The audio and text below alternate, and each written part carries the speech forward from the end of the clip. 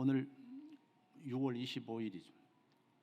6월 25일 모르는 한국 사람은 아무도 없습니다. 6.25 사변, 그날도 주일날이에요. 주일 새벽에. 오늘도 주일이고. 그런데 이 남북이 분단돼 있어가지고 상당히 우리는 늘 언제 어찌 될런지 늘 참 총뿌리를 겨누고 있어서 좀 그런데, 저도 분단 국가에 살고 있기 때문에 중학교 때부터 늘 불안했어요. 언제 터질지 모르겠다. 중학교 때가 언제입니까? 제가 조금 젊어 보여도 60년대 후반이에요. 60년대 후반이면은 태어나지도 않은 분들이 여기 꽤 있을 거예요. 그때부터 언제 터지지? 이게 뭐야 도대체가? 또 이랬는데 아직까지도 50년 6월 25일이면은 지금 73년 됐잖아요. 73년 동안 하나님께서 지켜주시고 보호해주시고 가장 위험한 일들이 늘 있었는데도 불구하고 왜 하나님께서 지켜주셨을까? 왜 이렇게 보호해 주셨을까? 개인적으로도 여러분들 마찬가지예요. 그렇게 생명 연장시켜 주시면 하나님께 이제 늘 감사하면서 사명을 찾아야 돼요. 근데 하나님께서는 그저 오늘 말씀처럼 성령 충만해서 이민족이 세계를 향하여서 선교사님 많이 파송하고 할 일 많은데 하나님 찬양하고 영광 돌리고 다시 성령의 계절이 불어와서 바람이 불어와서 다시 회복되고 기다리고 언제 너희들 회복할 거냐, 이 끊임없이 하나님께서 말씀하고 계시고 있지 않은지 조금은 느낄 것 같습니다. 여러분들 하나님께서 지켜주신 거 감사하면서 6.25 6월 25일 주일에 새로운 마음을 가지고 성령에 대한 말씀, 성령은 능력이에요. 하나님의 능력, 우리에게 임해서 사명을 잘 감당하는 우리 모두가 되기를 소원합니다. 오늘 말씀은 성령 강림 사건에 대한 그런 것을 소개하고 있는데, 예수님께서 부활하시고 세상에 며칠 동안 계셨겠습니까? 부활하시고 40일 동안 세상에 계시다가 이제 승천 하늘나라로 올라가셨어요. 승천하신 그날부터 사람들이 무엇을 했나 하면은 기도로 모이기 시작했다면은, 그날부터 기도 모이기 시작했다면 오순절까지 10박 11일 동안 제자들과 120명이 모여가지고 하나님 앞에 간절하게 무엇을 기다리면서 기도했습니까? 성령을 기다리며 하나님의 영이 임하시기를 기다리면서 간절히 기도했습니다. 그런데 이스라엘의 3대 절기 중에 오순절 7.7절에 드디어 하늘로부터 급하고 강한 바람 같은 그런 소리가 나고 불의 혀같이 갈라지는 기적적인 현상을 동반하여서 성령이 모여있던 12사도를 비롯한 12명 위에 120명 위에 그냥 성령이 임한 거예요. 이 오순절 성령 강림은 구약에 이미 예언되었던 요엘서 2장에서 예언되었던 것이고, 예수님께서도 12사도에게 약속하신, 요한복음에서 그리고 사도행전에서 약속하신 그런 것으로 중요한 그런 의의를 가지고 있어요. 오순절 성령 강림의 중요한 의의가 무엇이겠습니까? 몇 가지 생각해 보면은, 먼저 오순절 성령 강림은 아담의 범죄로 발생한 하나님과 인간 사이에 아담의 범죄로 뭐가 생겼습니까? 단절됐잖아요. 단절의 원인이 제거된 그런 결과인 동시에 훗날 하나님 나라가 완전하게 도래할 때에 성삼위 하나님과 인간이 온전한 교제를 나누게 될 것을 예시하고 있는, 온전하게 하나님과 사람이 원수 관계가 아니고 그런 교제가 이루어질 것에 대한 예시예요. 그런가 하면 둘째로 성령 강림은 하나님의 새 언약 공동체이면서 그리스도의 몸인 신약 교회의 탄생을 알리는 성화가 켜지는 순간과 같은 거예요. 교회 탄생의 의의가 있어요. 그런가 하면 성령 강림은 구속사를 이끌어갈 주체, 사람을 구원하는 구속사를 이끌어갈 주체가 구약의 성부 하나님에서 신약의 성자 하나님으로, 그리고 성자 하나님 예수님이 승천하시고 나서 이제는 그 구속사의 주체가 어디로 갔나? 성령 하나님으로 이렇게 새롭게 바뀌고 있는 것을 우리에게 보여주고 있는 이런 모습이, 한편 이런 성령의 강림으로 12사도를 비롯한 120명이 만국방언 자기 나라 말로 막 듣는 거예요. 성령 강림할 때 일어났어요. 이 방언은, 만국방언은 한 번, 성령 강림 때 한 번 있었던 그러한 일회적인 그런 사건인데, 성령의 역사로 교회의 복음 전파가 세상 끝날까지 세계 도처에서 끊임없이 진행될 것과 함께, 바벨탑 사건 이후에, 바벨탑은 잘 아시죠? 창세기 나오는 거, 높이 우리가 탑을 쌓자 하늘이 닿게까지, 하늘이, 이거 하나님 앞에 교만한 모습이, 그렇게 막 쌓아 올라가니까 하나님께서 그냥 무너뜨려 버렸어요. 바벨탑 사건 이후에 분열되었던 그런 인류, 언어를 그냥 다 흩어져 버려 가지고 못 알아듣게 만들어 버리는, 그런 분열되었던 인류가 예수 그리스도 안에서, 예수님 안에서 다시 하나로 회복될 것을 시사해 주고 있는 거예요. 성령은 우리를 하나 되게 만들어요. 그래서 하나님의 백성들은 하나 되는 것이 성령에 순종하는 모습이 하나하나. 오순절 성령 강림 사건이 오늘 우리에게 주는 구체적인 영적 교훈이 무엇인지를 살펴봄으로써 은혜를 나누고자 하는 것입니다. 먼저 생각할 것은 성령과 사역. 성령은 영이라서 볼 수 없어요. 성령, 거룩한 영, 하나님의 영이에요. 볼 수 없어요. 그러나 사역은 성령께서 하시는 일은 사람을 통해서, 환경을 통해서 일하시는 것은 볼 수 있어요. 이제는 마침내 성령께서 제자들에게 강림하신 그런 사실에 대해서 묘사하고 있습니다. 하늘로부터 마치 돌풍이 거세게 불어오는 것처럼 급하고 강한 바람 소리 같은 것이 온 집에 울렸어요. 구약 성경은 하나님의 임재하심을, 하나님이 계시는 것을 종종 바람으로 표현했습니다. 열왕기상에, 그리고 시편에서. 그리고 바람 같은 소리는 하나님의 영이신 성령께서 함께 모여있던 120명의 제자들에게 강림하시는 것을 나타낸 그런 말씀이에요. 결국에 이 본문은 주님께서 약속하신 성령이 교회에 충만하게 임하기 시작했다는 것과 권능으로 임하셨음을 보여주고 있는 거예요. 이것은 교회의 주인이 누구이고 인도자가 누구인 것을 보여주고 있는 거예요. 교회의 주인이 누굽니까? 교회를 누가 인도합니까? 하나님의 영이, 성령이 교회의 주인이에요. 하나님이 주인이에요. 그리고 성령 하나님께서 교회를 인도하고 계십니다. 안 될 것 같은데 되고, 될 것 같은데도 어려움을 당할 수도 있어요. 하나님의 영이 이제 주인이시고 인도하시는. 성령은 거룩한 삼위일체 하나님의 한 인격으로서 순수한 영입니다. 우리 육신의 눈으로는 그 형상을, 모습을 볼 수가 없어요. 마치 바람을 볼 수가 없잖아요. 바람은 볼 수가 없는데, 그런데 우리가 성령의 존재 사실을 어떻게 알 수 있느냐? 역사하심을, 일하심을 통해서 알 수 있는데, 바람은 안 보이지만 자동차 다 닫아놓고 달리고 있으면은 그 바람이 부는지 안 부는지 모르는데, 알 수 있는 것은 나뭇가지가 나뭇잎이 막 흔들리고, 깃발이 막 흔들리고, 그 흔들리는 걸 통해서 바람이 불고 있구나, 많이 흔들리면은 많이 불고 있구나 알 수 있는 것이. 그러면은 성령의 사역은 어떻게 나타납니까? 성령의 사역은 먼저 사람의 영혼을 변화시키는 거예요. 새롭게 변화시키는 겁니다. 영혼은 대단히 중요한데, 사람은 육신도 그리고 마음도, 사람 자체가 변하는 것이, 새롭게 변하는 것은 어려워요.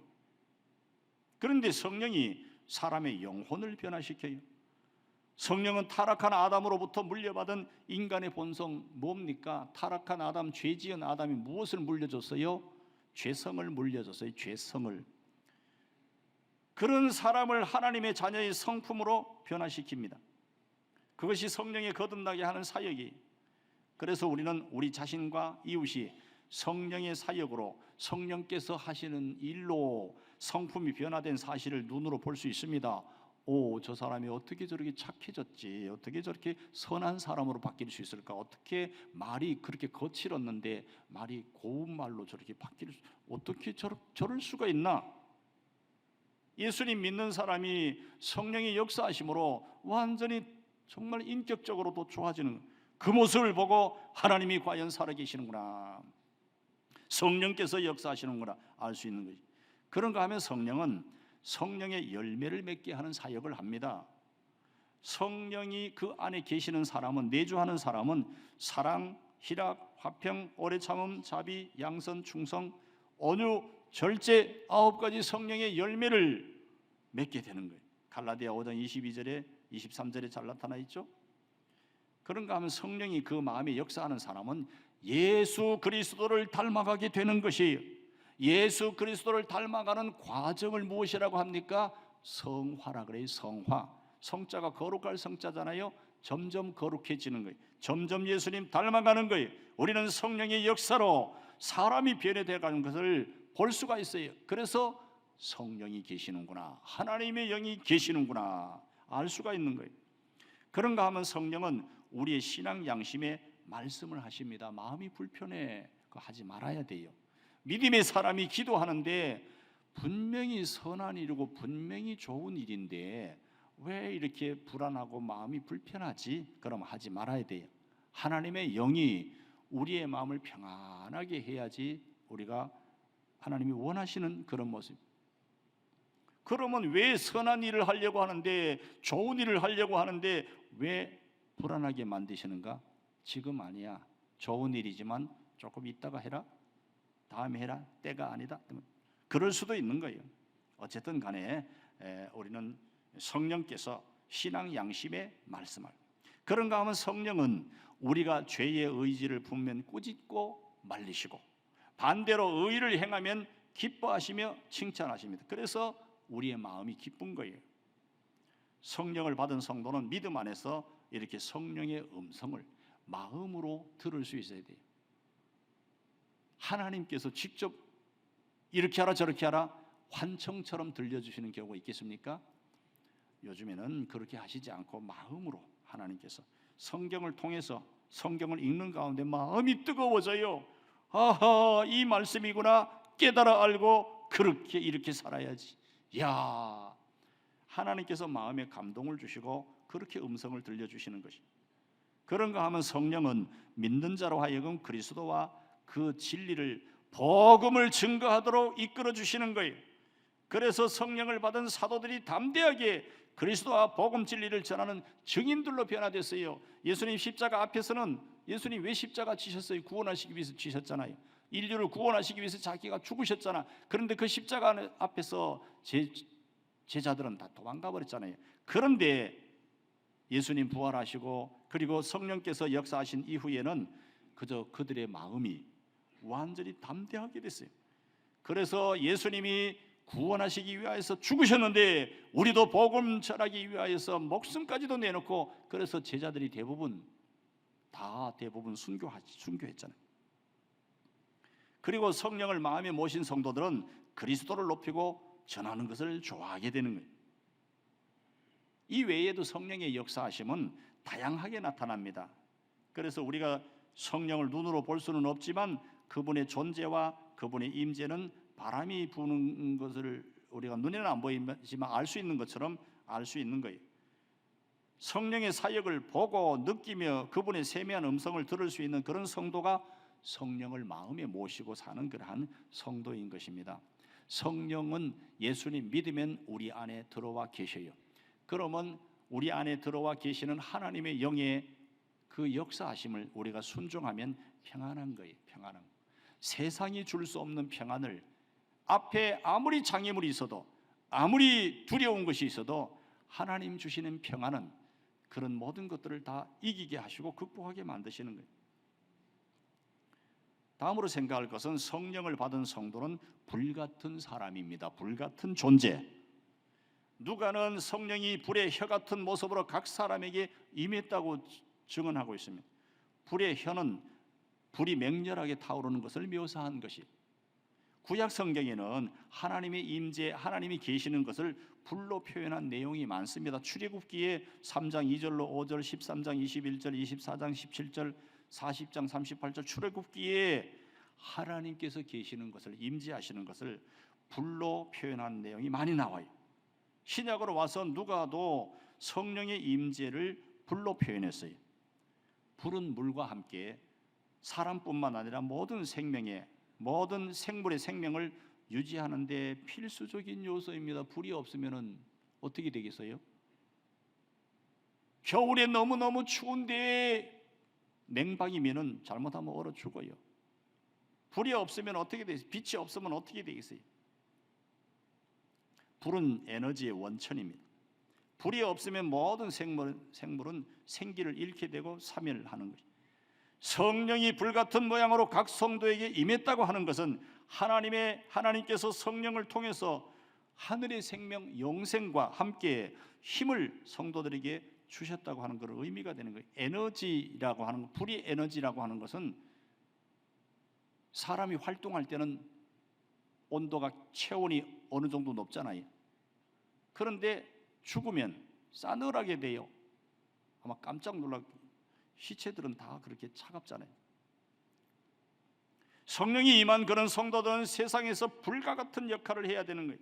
성도들이 세상에서 불과 같은 역할을 해야 한다고 하는 것은 무엇을 말합니까? 불과 같은 역할이 도대체 뭐예요? 먼저는 첫째로 빛으로서의 역할을 하는 것을 말합니다. 불은 빛을 동반합니다. 성경은 그리스도와 복음 진리를 빛으로 표현했어요. 빛으로서 역할을 해야 돼요. 성도들은 세상이 빛이 되는 일을 해야 됩니다. 하나님도 모르고 생명의 진리도 모르고 암흑 같은 무지 속에서 방황하는 그러한 불신자들에게 진리의 복음을 전하여서 그들이 생명을 얻도록 해야 되는 거예요. 성경에서 빛은 의롭고 진실되고 선한 행실을 가리켜서 빛이라 그렇게 말씀하고 있어요. 죄악과 불의는 모두가 어두움이에요. 어두움. 성도들은 이 불의하고 죄악이 넘치는 세상에서 의와 선과 진실을 행하면서 사람들에게 빛이 돼야 되는 것입니다. 그런가 하면은 둘째로 사랑의 사도가 돼야 돼요. 사랑의 사도. 불은 열기, 에너지가 있는데 성도는 사랑이 없는 차가운 세상에서 하나님의 뜨거운 사랑을 나타내는 불같은 그런 존재가 돼야 된다고 하는 것이, 낙심하고 지친 이웃들에게 하늘의 힘을 나눠주는 그런 일을 해야 되는 것이, 지식만 있고 알기만 하고 사랑이 없는 그런 성도는 열기가 없는 차가운 빛과 같아요. 성도들은 하나님의 뜨거운 사랑을 세상에 베푸는 그런 사람들이 돼야 돼요. 그런가 하면 셋째로 죄악으로 오염된 세상을 정결하게 하는 역할을 해야 되는 거죠. 불이라고 하는 것은 태우는 속성이 있어요. 더러운 것, 지저분한 것 싹 태워버리면 깨끗하잖아요. 더러운 것을 태워서 정결하게 하는 것이 불입니다. 성경은 그리스도가 강림하면 세상을 불로 정결하게 하시리라고 예언했어요. 과거의 노아 심판은 물 심판이잖아요. 앞으로 주어질 심판은 불 심판을 생각하게 되는데, 불은 타버리면 그냥 깨끗하게 다 싹 다 없어져. 그리고 새롭게 만드는 거죠, 하나님께서. 성도들은 세상의 불의와 악을 허용하거나 방치하거나 타협해서는 안 되는 것입니다. 불처럼 세상의 불의를, 세상의 악을 다 태워버리고 정결하게 만드는 그런 일을 하나님의 백성 성도들이, 우리들이 해야 된다는 거예요. 그런가 하면은 넷째로 복음 전파에 신속해야 합니다. 불은 신속하게 퍼지는 속성이 있어요. 산불이 나면은 불씨가 조금 났다가 자동차 길이 넓으면은 이 정도면은 안전하겠거니 안 그런 경우가 많더라고요. 바람이 막 부니까 불씨들이 막 날아다녀. 그 바람을 타고 그냥 나무에 불이 붙은 것이 휙 날아가가지고 건너편도 막 태워버리고 온 산을 불바다로 만들어버립니다.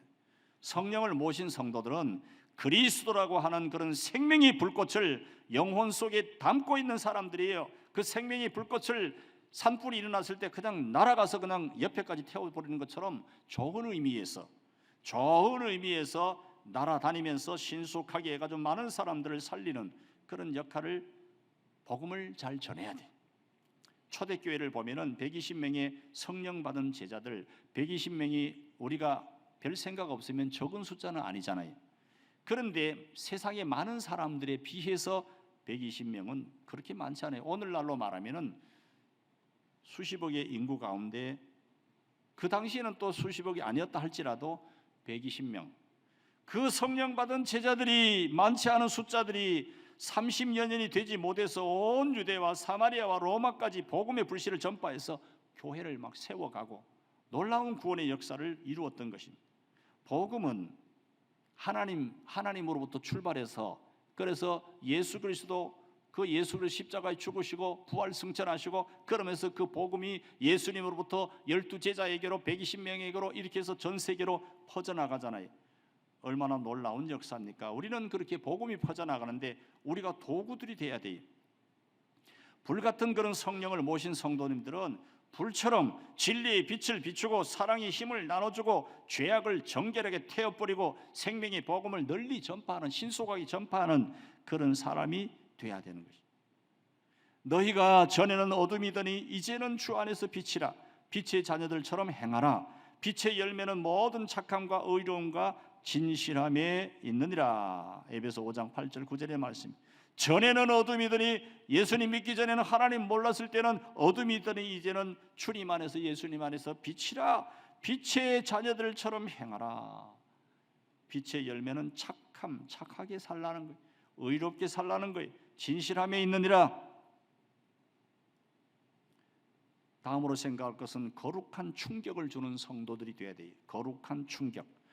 12절은 세계 각국에서 온 경건한 유대인들이 제자들이 자기들 나라 언어로 복음을 선포하는 그러한 말을 듣고는 충격받는 내용이 나옵니다.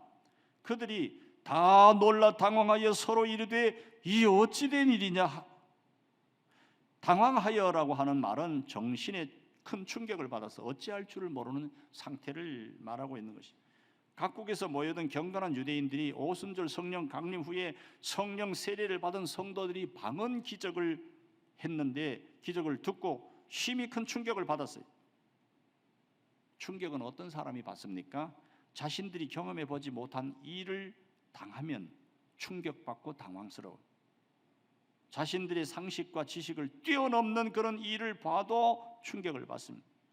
아무리 경건한 유대인 교인들이라 할지라도 성령의 역사를 일으키는 그런 제자들 보고 충격받지 아니하고 당황하지 아니할 수가 없어요. 과거에는 이런 일이 없었어요. 웬일이야 도대체가 이게. 도대체 이런 일은 세상에서 보지도 못하고 듣지도 못한 하나님의 큰 일이었기 때문에 충격을 받았어요. 그들은 각기 자기들 나라 말로 갈릴리 사람들이 유창하게 말을 하고 있는 거예요. 가만히 들어보니까 그 말의 내용이 무엇입니까? 그 말의 내용이 하나님께서 그리스도를, 예수를 통하여서 값없이 주시는 영생 진리의 말씀이에요. 그래서 충격을 받은 거예요. 예수. 그를 통하여서 영생을 주었다고? 뭐야? 이렇게 큰 충격을 받은 경건한 유대인들이 베드로 사도의 설교를 듣고 3,000명이나 주님을 영접한 사실을 우리는 주목해야 되는 것입니다. 만일 그들이 성령의 역사에 충격을 받지 못했으면 베드로 사도의 설교 별로 관심도 없었고 싫어했을 것입니다. 그런데 그들은 자기들의 경험과 상식을 초월해서 성령의 역사하시는 놀라운 일들을 보게 된, 그래서 설교에 귀를 기울인 거예요. 성령께서 제자들을 통하여서 이 땅의 죄인들에게 거룩한 충격을 주신 거예요. 방언이 막 터져 나오니까 깜짝 놀란 거예요. 주님은 제자들에게 성령이 임하면 권능을 받게 될 것이라고 말씀하셨어요. 사도행전 1장 8절에서. 여기서 권능이라는 말은 헬라어로 디나미스인데 폭탄이 폭발할 때 내는 힘을 가리키는 것이, 영어의 다이너마이트라고 하는 말이 바로 디나미스에서 유래되었다고 하는 것이 권능. 성령이 임하면은 다이너마이트와 같은 그런 힘이 있다는 거예요. 하나님의 백성들이 그냥 너무 힘없이 세상을 사는 것은 이게 문제가 되는 거예요. 하나님이 내 안에 계시는데, 하나님의 영이 계시는데 연약한 모습으로, 믿음이 부족하면 그런 모습이 나타나지 않겠습니까? 성령을 그 마음에 모신 성도들은 이 세상 사람들의 무지하고 완악한 영혼에 큰 충격을 주는 일을 해야 되는 것이, 그들의 경험과 상식을 초월할 그런 초월한 초에서 그들의 영혼을 깨워놓고 흔들어 놓는 그런 일을 해야 되는 것이, 그렇게 충격을 주는 일을 하면은 우리가 전하는 복음도 그들이 믿게 되는 것이, 성령께서 역사하시니까 그들이 3,000명이나 세례를 받았어요. 성도가 불신자들에게 충격과 놀라움을 줄 수 있는 그 권능의 일, 그 권능의 일이 무엇입니까? 방언하는 것입니까? 예언하는 것입니까? 병든 자를 고치는 일입니까? 그런 것만이 큰 권능을 행하는 것이라고 할 수가 없어요. 왜냐하면은 그런 표적과 이적을 행해도 불신자들은 잠깐 놀랄 뿐이에요. 오, 저런 일들이 이루고 말아버려요. 마음의 문까지는 열지 않습니다. 예수님께서 표적을 많이 행하신 고라신과 베세다 사람들이 가장 완악해서 예수님을 배척했다고 성경은 증언하고 있어요. 그런 것들 가지고 예수님 믿는 거 아니에요. 그래서 뭐 다른 어떤 것들로 사람들을 변화시키려고 하면 안 돼요. 성령이 사람을 변화시키는 것이지 우리가 뭐 어떻게 잘해준다고 해서 변하고 뭐 그런 것 잠깐 동안은 고마워할 수는 있어도 사람은 잘 안 바뀌어요. 불신 세계 사람들의 영혼에 거룩한 충격을 주는 일이 무엇이겠습니까? 그들에게 거룩한 충격을 주는 것은 사랑의 선을 행하는 거예요. 사랑과 의와 선을 행하면 그들이 충격을 받습니다. 무슨 얘기입니까? 세상 사람들은 자신들에게 해를 끼치는 그런 자에게 복수를 합니다. 그런데 성도들은 사랑을 가지고 원수와 같은 그런 사람들에게조차도 사랑으로 다가가는 거예요. 충격이. 나는 죽이고 싶은데 저 사람들은 뭔데 저런 사람들까지도 사랑하지? 충격.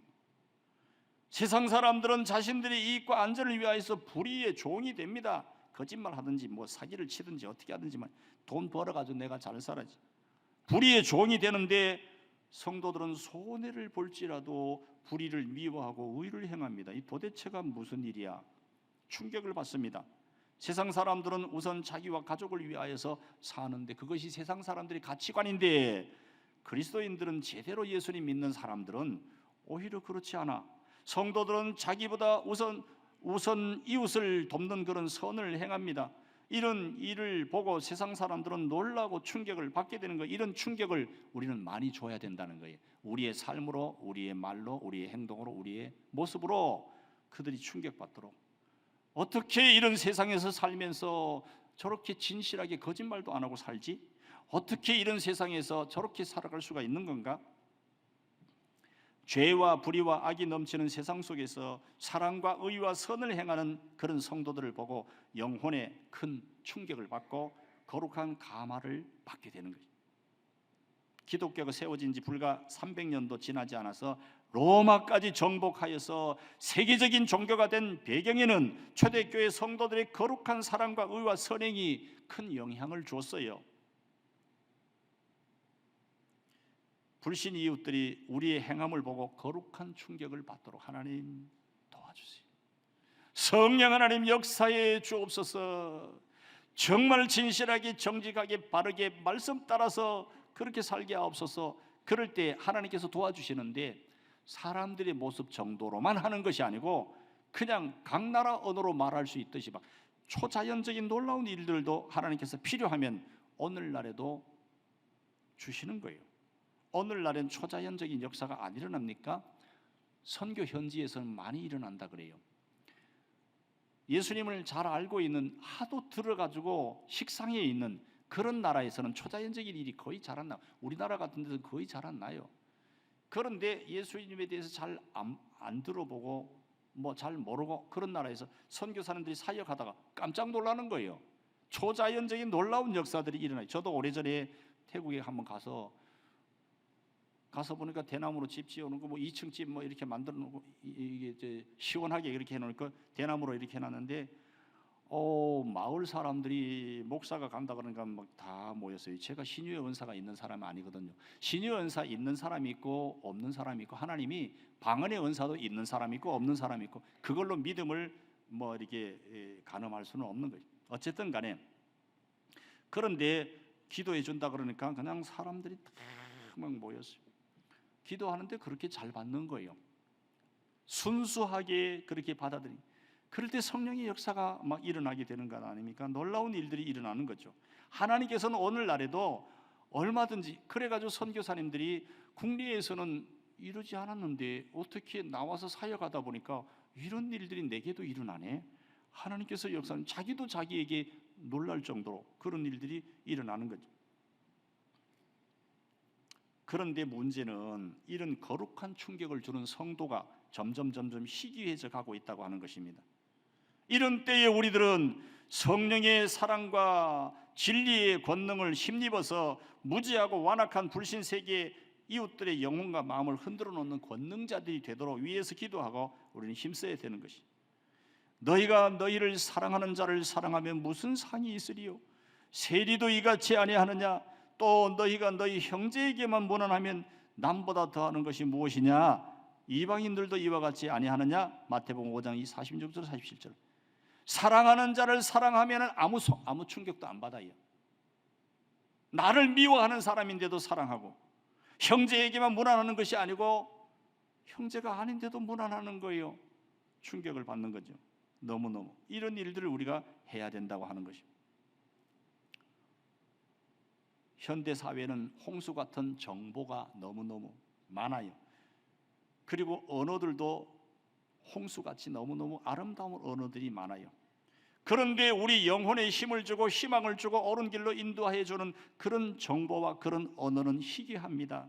이런 때에 우리 성도들은 성령이 이끄는 대로 거룩한 지식과 말을 이웃에게 전하는 전도자들이 되어야 되는 거예요. 초대교회 성도들이 성령 받고 나서 무슨 일을 했습니까? 10일 동안 기도를 많이 하고 그들에게 성령이 강하게 임했는데 성령께서 강하게 임하고 그들이 무슨 일을 한 거예요? 복음을 전한 거예요. 각국의 언어로 각 나라 말로 복음을 전한 거예요. 불같은 성령을 품고 사는 성도로서 우리는 성령의 강한 역사로 인하여서 담대하게 강하게 우리도 하나님의 역사는 수천 년이 지난다고 해서 시들어지거나 약해지지 않아요. 오늘날도 하나님께서 역사하시면 강하게 놀라운 일들이 일어나고 많은 영혼들이 주께로 돌아오게 되는 것입니다. 이런 사실들을 생각하면서 기도하는 가운데에서 성령께서 역사에서 불같은 그래서 신속한 그런 모습으로 불이 막 이 바람에 날아가는 것처럼 복음을 들고 막 날아다니듯이 이렇게 해서 복음을 잘 전하고 담대하게 전하고 영혼을 구원하는 그런 도구와 같은 모습으로 살아가는 여러분들 되시고, 그래서 믿음으로 정말 사역으로 하나님을 시원하게 해드리는 귀한 여러분들 다 되시기를 예수님의 이름으로 축원합니다.